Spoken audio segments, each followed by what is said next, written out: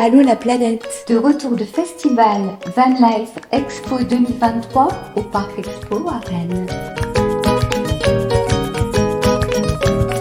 Allô la planète, dimanche au Van Life Expo à Rennes et je suis avec Déborah qui a aménagé son kangou il y a 1 an et demi et qui fait le plaisir d'être là parce qu'il y a beaucoup de monde qui vient se renseigner sur comment faire, comment aménager.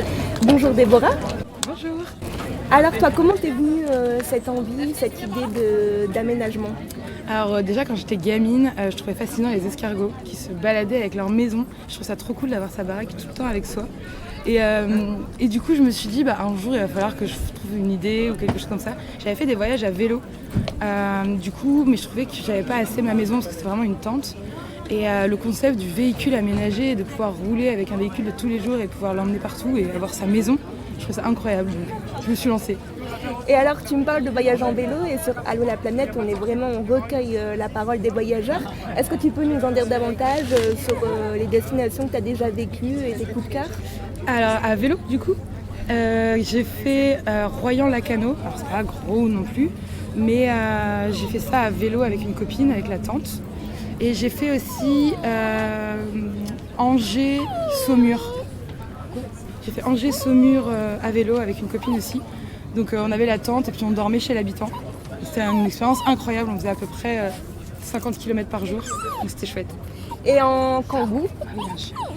Et en kangou, je suis partie 3 mois en voyage en hiver avec. Donc l'hiver dernier, je suis partie de février à mai. Tao, je suis désolée. C'est pas grave. Tao, tais-toi, elle a vu un chien. Qui veut un chien ? Ce sont les aléas du direct. Juin à mai, je suis partie avec en hiver dans l'espoir de trouver ce que je voulais faire de ma vie. L'idée c'était ça. J'ai pas trouvé ce que je voulais faire, mais je voulais rencontrer un maximum de monde, sauf que partir en hiver, il n'y a personne sur les routes.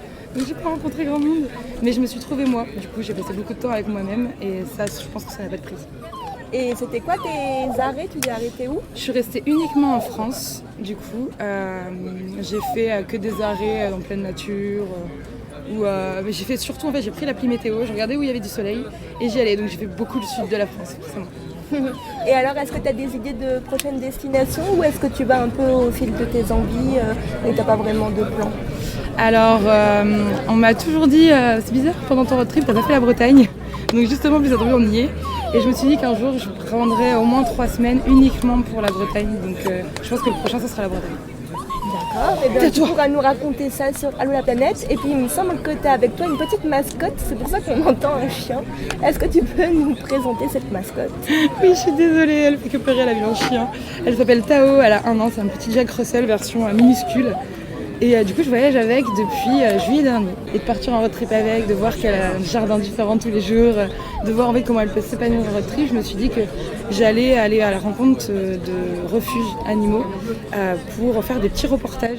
J'ai pas la prétention d'être journaliste, mais de faire des petits reportages sur cette cause, voir le dévouement des bénévoles, le dévouement humain au travers de la cause animale, dans un milieu quand même très dur. Et donc, petit conseil pour les auditeurs qui voudraient aménager leur van et qui n'ont pas de compétences en bricolage, comme moi par exemple aussi. Alors, j'en ai 1 milliard de conseils. Déjà, le premier, c'est de commencer. Peu importe par quoi on commence, peu importe la façon dont on a envie de le faire, c'est déjà étudier ses besoins forcément, mais en fait c'est essayer plein de trucs. Moi à la base quand j'ai commencé, j'ai fait plein de gâchis, alors je suis vraiment désolée du coup mais j'ai réutilisé derrière donc ça va. Mais j'ai fait plein de gâchis parce que je me suis trompée plein de fois, j'ai coupé des bois n'importe comment. En fait c'est juste d'essayer et de regarder des tutos YouTube. Et ça m'a beaucoup aidé, de planter un clou, regarder un tuto YouTube sur comment planter un clou, il n'y a pas de honte, on regarde, on essaye, on le fait, on se trompe, on recommence jusqu'à ce qu'on y arrive. Et c'est encore plus gratifiant en fait de réussir quelque chose quand on ne sait pas du tout le faire. Parce qu'en fait on a essayé, et juste le concept d'avoir essayé, d'avoir appris tout seul, en fait c'est un bonheur quoi. Merci beaucoup Déborah, et puis on te retrouvera peut-être sur Allô la planète le temps d'un voyage, sait-on jamais, on restera attentif à des actualités. Merci beaucoup. Allô la planète. Vous embarquez ? Ce dimanche ensoleillé, toujours au Van Life Expo, mais cette fois-ci dans un car aménagé, puisque je suis avec Martial, Nous sommes assis confortablement sur les fauteuils. On voit par la fenêtre les gens qui attendent et qui font la queue pour découvrir l'aventure. Et lui, il va nous expliquer son aventure puisque ça fait 2 ans désormais qu'il vit dans ce car et qu'il souhaite partager son expérience avec le public. Bonjour Martial. Bonjour tout le monde. Moi c'est Martial, donc effectivement je vis dans mon car depuis 2 ans. Je vis avec mes enfants une semaine sur 2. Et donc l'idée du car c'est venu il y a 3 ans. Et donc ça fait vraiment 2 ans que je vis dedans à plein temps. C'est le 2e hiver qu'on passe dedans. Et là j'ai acheté un terrain qui fait 1,6 hectare pour avoir un pied à terre. Parce que les enfants, je les ai une semaine sur 2 du coup, et là on a un chez nous en fait. Donc voilà l'idée du car. Après nous on a fait déjà pas mal de pays, on a fait l'Italie, on a fait l'Espagne, le Portugal, on a fait l'Autriche, l'Allemagne, l'Autriche, la Slovénie, on a fait la Belgique, les Pays-Bas, le Danemark. Et là cet été on part soit en Slovaquie, soit vers la Suède. Donc voilà. Justement, l'idée de Allô la planète, c'est de donner la parole aux voyageurs. Et tu m'as donné là une liste incroyable de pays. Est-ce que tu peux évoquer peut-être un souvenir marquant ou un pays en particulier qui t'a complètement séduit? Celui pour l'instant que je garde en tête, c'est le Danemark. De par le côté sauvage, les gens sont exceptionnels là-bas. Donc ouais, pour l'instant le plus beau pays, le Danemark. Là-bas je les ai trouvés hyper tolérants, hyper accueillants, j'ai pas senti de jugement. Et tout ce qui est les plages, par exemple rouler entre la mer et des fjords sur des kilomètres, c'est juste exceptionnel. Du sable des 2 côtés et on a l'eau des 2 côtés. Comment t'es venue l'idée d'acheter ce car? Moi à la base j'ai toujours eu des vannes aménagées. Donc j'avais commencé par un L2H2, ensuite j'ai eu un L3H3 et ensuite j'ai eu un L4H3. Et l'idée à la base c'est un voyage d'1 an qui était programmé. Et puis après pour diverses raisons en fait ça s'est pas fait. Et moi du coup le car était monté, donc moi j'étais parti pour une vie alternative. Donc j'ai continué mon projet solo en fait. Donc l'idée c'était ça, à la base c'était un voyage d'1 an. Et alors, parce que tu dis qu'au départ tu avais des vannes, mais alors ça veut dire que tu as toujours été comme ça sur les routes ou c'était réservé au week-end et c'est ensuite que tu as décidé de changer de vie? Alors à la base, ouais, les vannes c'était pour les week-ends, les vacances, parce que moi je bossais sur la route. J'étais chauffeur inter, donc je faisais l'Europe limitrophe de la France. Donc moi j'ai toujours, quand je partais la semaine, je dormais toujours dans un camion. Et j'ai fait ça pendant 10-12 ans à peu près, donc j'ai toujours eu ce besoin de voyager. Et même quand je suis au boulot, en fait, je dormais pas sur les parkings poids lourds. Moi, je cherchais toujours un coin isolé pour trouver un endroit où il y avait personne et où c'était cool. Donc la route, en fait, ce besoin-là, j'ai toujours eu, en fait. Et donc voilà, après l'idée du car, c'était pour partir 1 an. Et voilà, ça a démarré. J'ai toujours plus ou moins eu ça dans le sang en fait, de voyager, de rouler, ouais c'est ça en fait le truc. On t'invite lors de tes prochains voyages à revenir au micro puisque tu peux téléphoner, tu peux nous tenir au courant de tes aventures, ce sera un grand plaisir. Allô la planète, vous embarquez? Je suis en ce moment avec Jeff qui a à côté de nous une tente sur toit et qui va nous raconter d'où ça vient cette idée. Bonjour, alors la tente sur le toit de la voiture, ça a démarré en 2020, en septembre 2020, où j'avais un petit truc qui me trottait dans la tête, c'était de faire un tour d'Europe. Je ne savais pas par quel moyen au début, et puis je suis tombé sur les tentes de toit sur internet, ça m'a beaucoup intéressé. J'ai vu qu'il y avait un revendeur, donc Brest Trotteur, dans le département du Morbihan, donc qui n'était pas trop loin de chez moi. J'ai pu aller voir ce que c'était que les tentes de toit. Et je me suis décidé du coup à installer une tente de toit sur la voiture, m'entraîner à vivre pendant 1 an, donc de septembre 2020 jusqu'à septembre 2021, avec la tente sur ma voiture, pour me préparer, pour me mettre en condition, pour me conditionner pour le tour d'Europe que j'allais faire avec cette tente de toit. Voilà. Est-ce que tu peux nous raconter ce tour, ces destinations? Alors oui, donc départ de France, Corse, Sardaigne, Italie, Croatie, Slovénie, Autriche, République tchèque, Pologne, les pays baltes, avant d'attaquer les pays nordiques en commençant par la Finlande, la Norvège, en redescendant par la Suède. Donc ça a été pas mal de pays, des rencontres incroyables, ça ouvre vraiment l'esprit de voir un petit peu ce qui se passe dans les autres pays, comment ça fonctionne, les mentalités, la culture. C'est là qu'on se rend compte qu'on est loin d'être malheureux en France. En fait. Là-bas, il y a des gens qui ont 10 fois moins que nous et ils ont tous le smile, ils sont tous prêts à nous accueillir à bras ouverts et ça donne beaucoup à réfléchir en fait. Les pays nordiques avec la tente, ça m'intrigue. Alors les pays nordiques déjà, en tente ça se fait. Petite parenthèse quand même au niveau des paysages, des pays nordiques forcément, la Norvège ça se décoller la rétine hein, comme on dit. Mais au niveau de l'accueil, de la bienveillance des gens, la Finlande a été un très gros coup de cœur. L'accueil est incroyable, la solidarité, la bienveillance des gens, c'est waouh, c'est juste waouh. Et pour ce qui est des températures, alors oui on est descendu bas, un petit peu en dessous, moins 25. Donc j'avais bien préparé ça avant, je m'étais entraîné en France à Mout, dans le Doubs, c'est la petite Sibérie française.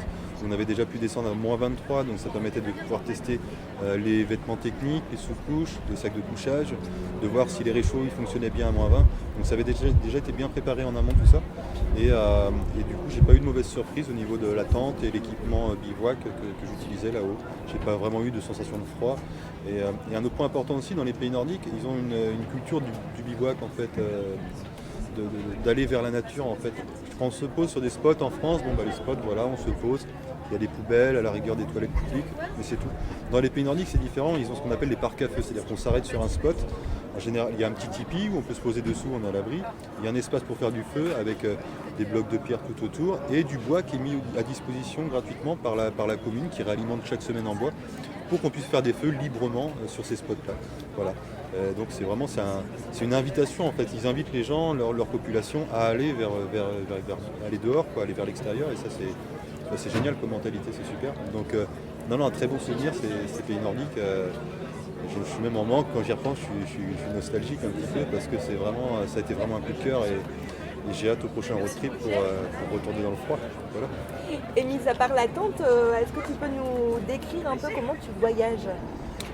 Comment je voyage, c'est-à-dire à l'heure actuelle avec le véhicule. Donc voilà, la tente installée sur mon véhicule. Le soir, je ne suis pas dans les campings, je suis plutôt sur des spots que je trouve non pas dans les applications, parce que malheureusement avec les applications, ça peut être pratique et safe pour ceux qui voyagent avec des enfants, c'est rassurant. Maintenant, c'est les spots qu'on a sur ces applis qui sont de plus en plus blindés, malheureusement. On arrive, parfois c'est des showrooms avec beaucoup de personnes, donc j'ai laissé tomber les applis et maintenant on fait plus du Google Maps. Et concernant ce tour d'Europe, les autres destinations marquantes dont tu pourrais nous parler?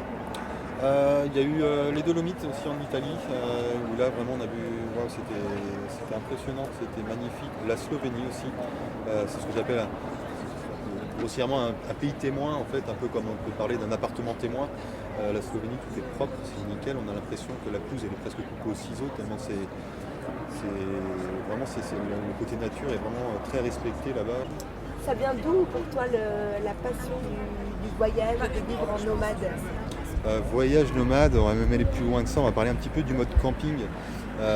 Depuis que je suis tout petit en fait, j'ai toujours été habitué l'été, on a un terrain privé de famille en fait qui nous sert de terrain de camping dans le Morbihan. Et chaque vacances quand j'étais enfant, on allait passer les 2 mois juillet-août là-bas. On n'a pas d'électricité, la douche le soir c'était suivant la température qu'il avait fait dans la journée, voir si l'eau du bidon avait pu chauffer un peu ou pas. Et ça a été un mode de vacances pendant 2 mois, pendant toute ma jeunesse. Donc déjà là j'ai pris goût au côté camping, de faire avec peu, avec l'essentiel en fait. Et j'ai jamais manqué de rien en fait pendant ces 2 mois en question. Je n'étais pas rechercher une télé ou autre, j'étais bien. Donc ça me plaisait. Et là maintenant de pouvoir le faire, mais tout en étant nomade. Donc déjà c'est mon quotidien de vivre dans ma tente, mais aussi en voyageant de pouvoir justement garder ce même mode de vie en mode camping un petit peu poussé à l'extrême, minimaliste, mais tout en voyageant, en allant des petites étape par étape. Et une fois qu'on a goûté à ça, c'est compliqué de s'arrêter, c'est presque addictif en fait. Et c'est quoi la suite des goûts, la suite du programme pour les autres voyages qui t'attendent? Alors la suite, c'est en cours de préparation. On travaille beaucoup avec Adrien de la RTT française, voilà, fabricant de tentes de toit. On travaille sur un prototype qu'on va mettre sur un tricycle. Voilà, donc un vélo à 3 roues, une tente très compacte, très légère. Là, il a vraiment bien bossé cet hiver, Adrien. À l'heure actuelle, les tentes de toit, c'est entre 60 et 70 kg. Là, Adrien nous sort un modèle qui fait 30 kg. Donc c'est moitié moins que tout ce qui se fait sur le marché à l'heure actuelle. Donc on va monter ça sur un tricycle. On va faire des essais pendant 2 ans. Et une fois que ces essais seront concluants, on partira, le départ ce sera septembre 2025, fin septembre 2025, pour environ 1 an. Et l'objectif c'est l'Alaska. Voilà, je ne peux pas en dire trop pour l'instant, là on essaie de garder un petit peu de suspense pour tout ça, mais ça se présente très bien et je pense que ça va être encore une autre aventure parce que là du coup l'idée c'était de partir et faire 0 émission. Donc on ne se sert pas de moteur thermique, il n'y aura pas non plus d'assistance électrique et des batteries parce que bon, voilà, le côté batterie, écologie, je ne suis pas convaincu. Donc voilà, on va falloir pousser un petit peu plus sur les guibolles et puis mais ça devrait être magique je pense aussi. Quelqu'un qui voudrait se lancer dans l'aventure avec une tente et puis justement 0 émission, toi qui es habitué, quel conseil tu pourrais donner? De rien s'interdire, surtout de rêver. S'il pense à quelque chose, moi ça part d'un rêve tout ça, hein, l'idée de mettre une tente sur un tricycle. Voilà, il y a quelques années de ça, on aurait dit que c'est impossible. Là, avec Adrien de la RTT française, on va le faire, on y travaille et c'est passionnant. L'aventure a déjà commencé quelque part. Donc voilà, si on a des idées, le soir, on prend une feuille, un crayon, on fait des dessins, faut rien s'interdire, faut se lancer, faut se libérer en fait. C'est ce que j'allais dire, le dessin, ça doit être l'étape numéro 1, d'abord de penser, d'imaginer ce à quoi on a envie. C'est pas facile non plus de exactement cibler les choses. Ah non, c'est pas simple du tout. En fait, on fait un premier dessin et derrière, avant d'arriver sur quelque chose qui a du potentiel, entre le premier et le dernier, il doit y avoir 150 feuilles de dessin différentes, quoi. La chose évolue déjà pas mal. Et elle va encore évoluer pendant 2 ans, au fil qu'on fera les tests, qu'on aura commencé à installer sa tente sur le tricycle. Voilà, les choses vont encore évoluer derrière. Voilà, peut-être que la tente, il faudra la positionner 5 cm de plus vers l'avant par rapport à l'équilibre du tricycle, etc. Donc tout ça, c'est évolutif en fait.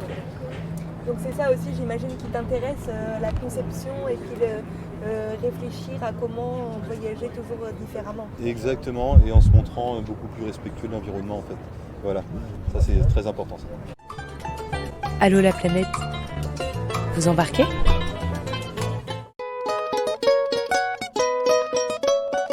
Allô la planète, de retour de festival Van Life Expo 2023 au Parc Expo à Rennes.